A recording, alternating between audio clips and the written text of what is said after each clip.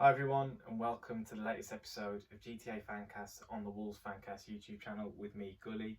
It's been a while, but in the wake of a 2-0 victory at Spurs, I really couldn't resist making sure I provided you with some content this time, guys. And we're going to be doing something slightly different. We're going to have a look at our debutant, our new academy starlet, Luke Cundle, on his full Premier League debut. See how he got on, what he did well, what he didn't do so well, and how he fitted into the team, and what that looks like for the future, really, for the rest of the season as he looks to stake even further claims to be in the starting lineup. So Bruno's obviously been talking up Luke Cundle's performances within training sessions and how much of an impression he's left on him with the time that he spent with the first team so far this season.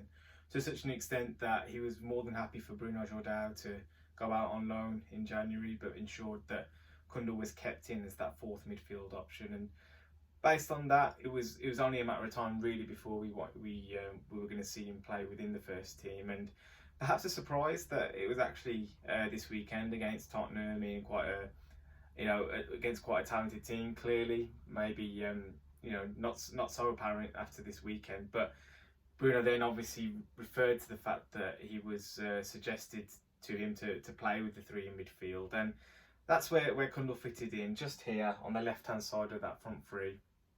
And really, I think it's worth considering initially from a context point of view who would normally operate in that space. So you're talking about João Moutinho in here, who is clearly a classy operator at Premier League level. And for a bit of context, I'm just going to throw up some of the numbers from FBref scouting report that Moutinho tends to post per 90 during this season so far, caveated obviously by the fact that he can play. He plays in the two. He has played in the three, and we're only looking at 83 minutes of football for Cundle as a barometer at this point. But it's always worth trying to get an understanding of what role Bruno expects the player that is in that position to play, really. And I think if you look at where Cundle's touch map and his where he operated within the game, you can see it's a bit of a shutless kind of role. He's expected to move up and down with the team, shuttling side to side, foot back and forth, without necessarily being asked to go beyond the striker or anything like that. That's kind of more behind the Dendonker's role, as you would expect, who actually ended up getting into the box and getting on the end of a goal, and with his greater kind of physical prowess. But Cundle, in terms of his stature, we can see he's not a big guy, but he has clearly got some technical ability. He's able to get out the pitch quite nicely, and kind of seems to be being moulded into that Moutinho kind of player. And we saw bits of it really within the game. And if I kind of take you through the kind of areas that I really think are really important to this position in particular, it's off the ball, when it comes to applying pressure, interceptions, tackles, things like that, getting about the pitch. In possession, moving the ball forward into the more dangerous parts of the pitch as well, and also carrying the ball. Is he able to move forward with it and progress the play with the ball at his feet and things like that as well. And when you have a look at it, I think he's clearly a player that's comfortable in possession of the ball. He wasn't necessarily too high on the list of kind of amount of touches. He wasn't ever going to be totally integral to the way that we played.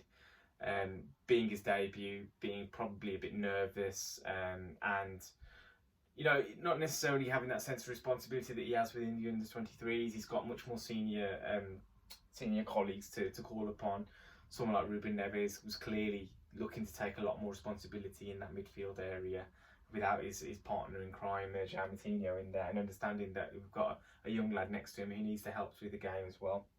So not necessarily featuring that high with touches, but we all saw that when he did get the ball that he looked after it nicely. The 96% passing accuracy stat that came out after the game showed he was tidy with it. Now, when you look at how progressive he was with his passing in terms of yards moved forward, it wasn't anything to really write home about, to be honest. But when you think that Dendoncker himself, who tends to be very safe with his passing as well, he's obviously an established Premier League performer, playing that way, not necessarily too much to be concerned about. What I would say is Moutinho tends to take a little bit more responsibility to get on the ball and dictate play obviously has all that experience to call upon to give them the confidence to do that. But I think as you see more of Cundle, that'll probably be where Bruno looks to get him to improve a little bit. You know, getting into the right areas, higher up the pitch, moving the ball, receiving it under a bit more pressure, and having the confidence to go and, you know, trust his ability to get him out of situations. But what I will say is that when it came to progressive passes, Cundle was right up there. You know, when what he looked to do was positive. Only Max Kilman actually moved play forward on more occasions than Luke Cundle did in this game, which again, you know, really promising thing to see. Moving on to without the ball and without possession, I think we're not necessarily a major pressing side. We've spoken about this previously.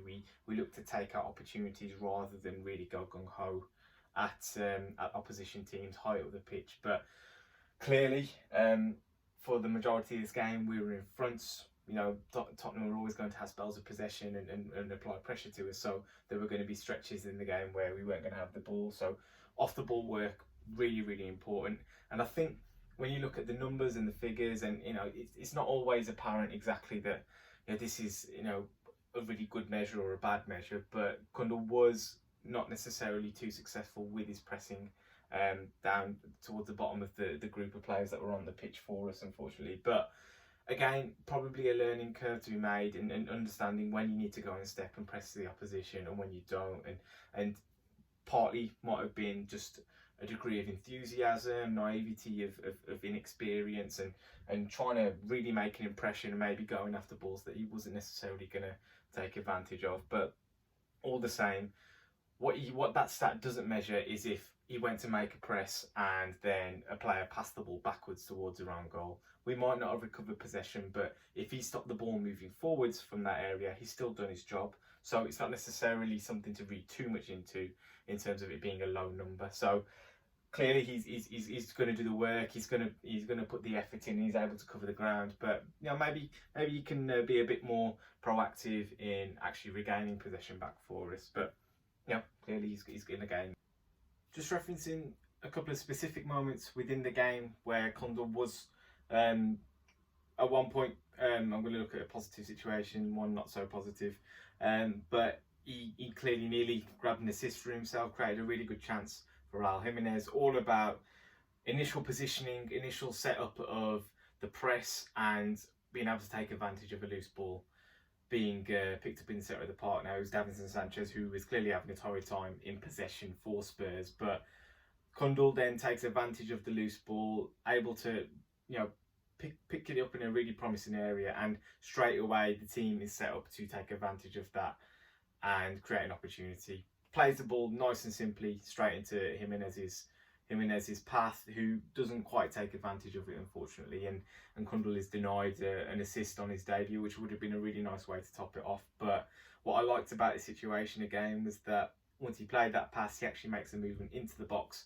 to potentially receive it back or pick up the pieces if anything lands in the penalty area, like it had done for Dendonker's goal earlier in the game. So yeah, willing to make those runs into the box, good at making, you know, the swift, quick decision. And yes, it was probably a straightforward situation for him to be in, but it still takes that game intelligence and tactical nous and comfort with the system and the way we play to actually go and you know, make something of it. So really good to see that one. Another situation that I wanted to point out, there was a position where Romain Saiss really often finds himself down in the left back position, right near the corner flag almost, and he's looking for a pass into the midfield to progress play further up the pitch. But the pass, generally speaking, is on straight into that midfielder here, or his wing back now, Ryan Nuri's really tightly marked, so he's not available as an option. So then Cundle becomes that player who should then be next in line to receive the pass, unless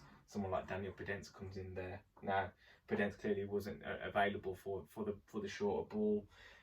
Saiss maybe could have just clipped it down the line and we'd have lost possession, but we do look to maintain possession as often as we can, and Cundle coming and facing the play was that option for him. Now he plays it into Cundle. He wasn't necessarily, I think, in the path that Saiss would have wanted him to be in to receive the pass, and he ends up with Davinson Sanchez coming in and pressing him from behind, not receiving the ball. We lose it, and Tottenham then actually break into the box and create a chance where Sace has to recover his position and knock the ball away from Harry Kane. So want to think about whether it be body shape and receiving the ball in that area, if he needs to make even further a deeper run to actually be in a better position, or maybe even trying to draw a foul from the guy behind him. Little things like that. Clearly, he's not going to get the time on the ball he might do at under 23 level. It's the most kind of athletic, physical league in the world, and maybe just a bit of a learning curve for him in terms of the understanding of how important it is for that midfield to be able to receive passes in that area of the pitch.